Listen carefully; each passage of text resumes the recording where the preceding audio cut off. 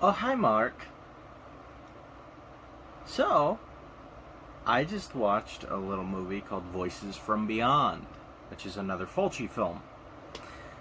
Earlier, this is the same day, by the way, that I did the um, Door into Silence review and watched Door into Silence. It's just later in the day. I watched Voices from Beyond, and the first thing that I want to say is this film also came out in 1991. So I don't know what was happening on the Voices or on the Door into Silence set, or like with the funding or with whatever, because in this movie Fulci still very much has it. I mean, this movie is like Fulci in the late '80s. You know, this is of, let's say, like Enigma quality. Speaking of Enigma, Fulci himself is a bit of an enigma. Oh, he can go from making a film like Voices from Beyond to making a film like Door into Silence, which is just bad. And then you have Voices from Beyond, which this is still a very good movie. I can't believe that this and Door into Silence were released in the same year. Um, that's just crazy to me because like I was saying earlier with Dario Argento, like lately Dario Argento hasn't made a really good movie. Um, a lot of people see Trauma as Dario Argento's last good movie. I myself am not even a big fan of Trauma. I actually dislike that film. Uh, so, what would be his last good film to me that I've seen? Uh, Opera, probably. Even though I like some of his later films, it's just they're not they're not opera quality. Okay. We're not here to talk about Dario Argento, though. I just got a little sidetracked because I'm comparing the two, and yeah, it is a bit of an enigma. Excuse the pun. Um, to me, that Fulci can make Voices from Beyond, then later in that same year he makes Door into Silence. That's crazy to me. Um, yeah, I bought this film too. That's why I keep looking over there. Is because I have my DVD copy just sitting there. But yeah, man. I mean, this is a good movie. Um, all like a few seconds in, I was like, oh yeah, no, this is gonna be better. This is gonna be better than Door into Silence. And I mean, he plays with what his films are really good at, in my opinion. What he's really good at, I shouldn't say his films, like the movies themselves have skills, but the movies got mad skills. But no, what Fulci himself is really good at is atmosphere. And this movie is atmospheric as shit. That was another thing that was missing in Door into Silence. Is had to turn down the fan. Hopefully that's not as loud. And that's another thing that was missing in Door into Silence, is I don't feel like that movie was really very atmospheric at all. And again, that could go back into that film being it just looking cheap. This film doesn't look cheap. This film very much so has the look of Lucio Fulci, and it has this great like sheen over everything, like a glow. And a lot of these older Italian films have it, but it especially works here because of the surreal atmosphere that this movie has. And I mean, it's genuinely surreal is the best way to describe this movie. Even when it's not a dream sequence, it feels like a big, long dream sequence. Speaking of dream sequences, there is one one thing about this film that didn't make a whole lot of sense to me, and that is the whole angle with the little boy. So, if you've seen this movie, obviously, you probably know what I'm talking about. As far as there is a scene where he is having the fun time with the missus, and downstairs there's this child who's crying for his mom, and he goes downstairs and he grabs a Bowie knife or something of the sort, and he stabs the kid in the chest like 4 times with a Bowie knife. But what doesn't make any sense to me is that the kid is still alive by the end of the movie. Like, I didn't get that. That must be a different kid. I'm sure it was mentioned who the kid he stabbed was, because I couldn't imagine that was a dream sequence. They put too much emphasis on it. I think they played it 2 or 3 times throughout the film, that same sequence where the kid would be crying for his mom and then he would stab the child. So I couldn't imagine that would be a dream sequence. Otherwise, I don't think they would have put that much emphasis on it. I could be wrong. But so I'm a little lost there. But other than that, I think everything kind of comes together really well. How he dies is a vicious, like a vicious way. Like the maid, I don't know what she was supposed to be. Hilda, I think her name was Hilda. By the way, guys, I didn't take notes for this one either. I'm trying to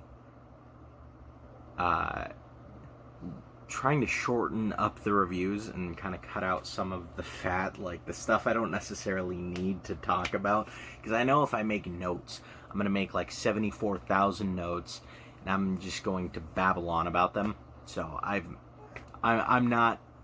haven't taken notes for the last 2, and I'm trying it, seeing where it goes, seeing if I like reviewing like this kind of free thought. I know I did that with Zombie, and I think the Zombie review was a bit of a mess, but I'm going to try to stay on track a little better than I did when I was reviewing Zombie. But anyway, so I think she was the maid, Hilda. I think her name was Hilda, and she straight up like trains her son. Well, I don't know if she trains her son, but you know, like through suggestion and, you know, shit like that, to grind up light bulbs in with the ice cubes, which is evil. There aren't really many good characters in this movie as far as like a morally good. I mean, the daughter character, I don't remember her name, oddly enough. But the daughter character and her boyfriend, I guess, were fairly morally good human beings. But just about everyone else in this movie is evil. The maid, terribly evil. I mean, she's a bad person. It actually kind of blew my mind that, I mean, she was such a bad person. And it blew my mind that she thought she would even get a mention in the will. Like, they wanted to kill this guy, and part of the reason was because they wanted his stuff. And they didn't get none. Friggin' spoiler alert, they didn't get any of his stuff. Like, what were they expecting? What were they expecting? This woman she's a bad person. And on top of that, first of all, the dead guy in this movie, the guy who dies, the father, I think his name was Giorgio. Giorgio was a terrible human being. And not only was he a terrible human being, he was the biggest scumbag of this movie. I will say that up front. But not only was he a terrible human being, but he was awful to everyone, and he didn't seem like he liked anyone or loved anyone. And so why the maid thought that she might get something out of this guy's death, honestly, this guy seemed to have quite a bit of vitriol for a lot of the people in his life. Like, I couldn't imagine thinking this guy was going to include me in his will. Like, the amount of mental gymnastics you would have to do to think that he's gonna give you something when he dies is ridiculous. And he's honestly, if anything, I would be like afraid that he would like sick his lawyers on me from beyond the grave and sue my ass out of what I already had. Like, this guy was stingy and mean and awful to everyone except for apparently his daughter, which made for kind of an odd part of the film. The fact that he wasn't a bad guy to his daughter. Yeah. No, that's strange to me, because it doesn't fit his character, really. I mean, I guess it's kind of like the whole, you know, Hitler had a soft spot for children sort of thing. That was correct, right? He had some kind of soft spot for children. I don't know. Pretty sure that was a thing, though. Don't correct me if I'm wrong. But you know what I mean, like that sort of thing. Like, he's a really bad person, but he did have a soft spot for his daughter.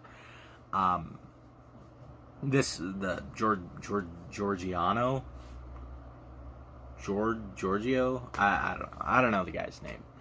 But, yeah, apparently he was like a decent father to her.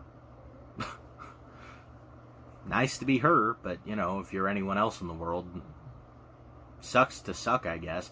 Which kind of, I don't know, it kind of mystifies me as far as, like, how it portrays him when he's with her.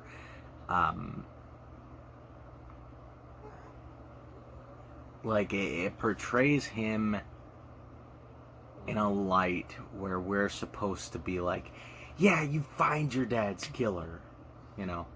Yeah, we want him found too, but it's almost like this guy was such a sack of shit. I don't really care. I don't really care if his killer is ever found. As far as I'm concerned, his killer probably did the world a service.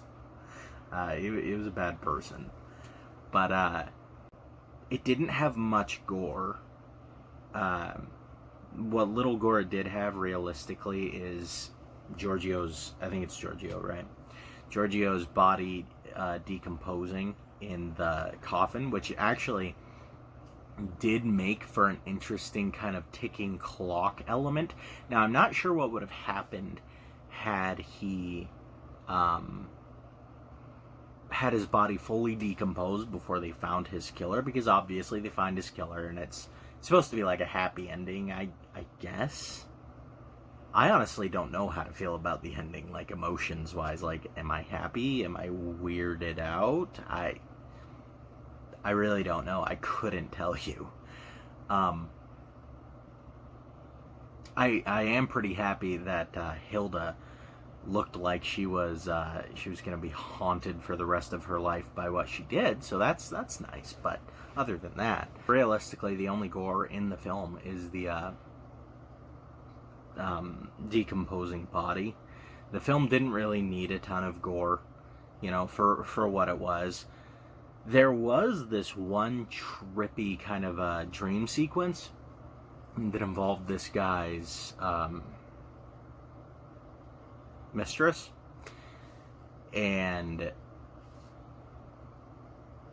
it had her experiencing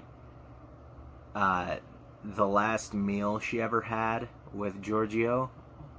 Actually, she didn't even technically eat the meal. I guess they say in the movie they didn't eat anything. They just kind of got there, they talked, and they left. But that last time she saw Giorgio all over again. And except it's in like this nightmare world scenario. And she has a plate of food in front of her. And then they take the plate of food away, which kind of weird, but alright. And they put some eggs in front of her. And then she looks down at one point, and all the eggs, like all the yolks of the eggs, have turned into eyeballs. That was pretty cool. It didn't look great at all. I mean, when I say it didn't look great, they're genuinely like the squishy balls that you buy from like a Walmart that are like rubber, and they have the fake blood in them, and you squeeze them, and it looked pretty awful. I will admit, it looked pretty terrible. But what I can say for it is it was honestly disturbing. I don't know why, but I did find that genuinely disturbing. Just these egg whites and then just eyeballs. And I don't remember who it was, like the waiter or something, maybe her, but like, or no, I think it was Giorgio. Like, pokes it with a fork and starts trying to cut it with a butter knife, which is when you figure out that they're like the rubber balls that you buy from Walmart, and because it like pops out on one end and you can see the like the fake blood in the rubber, which is pretty funny. And then they burst a couple of the eyeballs, which also fits into Fulci's theme of eyeball mutilation and focusing on the eyeballs, just eyeball shots everywhere in his damn movies, which, by the way, I don't think Door into Silence had. And you know what else Door into Silence was lacking? Fulci cameos. Now, not all of his movies have cameos. However, this movie did. At least I'm pretty sure it did. That was him in those scrubs, right? When he was, when they're performing the autopsy, he's the lead doctor, right? He's the one that cuts Giorgio open. I always appreciate that, especially Lucio Fulci.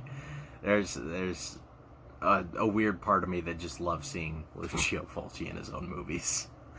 But, and then something else this movie had in large quantities was the titties.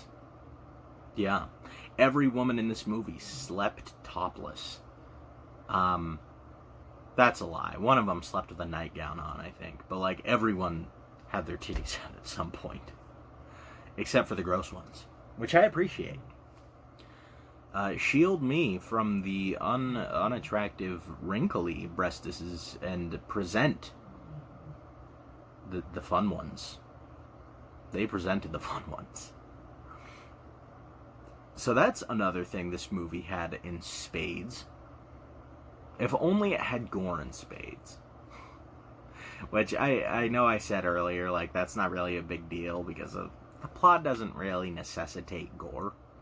But, this would have even felt more Fulci if it would have gone a little more crazy with the gore. But for what it is, for when it came out, I'm really quite satisfied with it.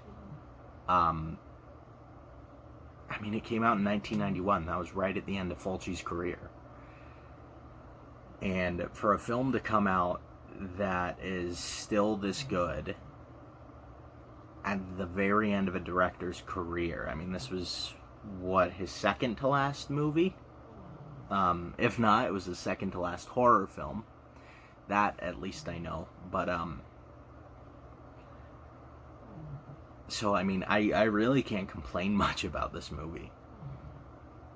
The atmosphere was great, super surreal. Whole thing felt super dreamlike and weird, and that's something I've always loved about Lucio Fulci. One of the reasons why he's my favorite director is because all of his movies, like most of his movies, with obvious exceptions, feel that way. And, it had some great Fulciisms, some great camera work, like some very interesting sort of shots, and just it was actually good. And it helps that I'm coming off of Door into Silence into this film, because now I'm a lot more satisfied with this film than I probably would have been having not seen that film. But I'm gonna wrap it up here, though, guys. Tell you what, I think I'm gonna give Voices from Beyond. I had to look at the film to figure out the title, because I was thinking Voices from the Beyond. I'm getting it mixed up with the Beyond. I'm an idiot. I think I'm going to give Voices from Beyond a 6.5. It's not quite amazing, but it's not bad. And it's a film that I'll watch again. And it's as simple as that. It's watchable. It is a very watchable film. And it has the Fulci-isms in it that I've grown to love. And so, that's that, guys. I do recommend this one. If you haven't seen Voices from Beyond, you're like, it's later, Fulci, I heard he kind of drops off near the end. Watch it. I would say, quality-wise, what I would compare this to is Enigma, which is funny because that's like the millionth time I've referenced it in this review. But quality-wise, that is what I would compare it to, is Enigma. And so if you liked Enigma, I would say you'd probably like Voices from Beyond. So, anyway, guys, I will catch you on the next one. And thank you for watching these videos. If you actually stick around till the end, that's pretty awesome. All right, I'll catch you guys on the next one.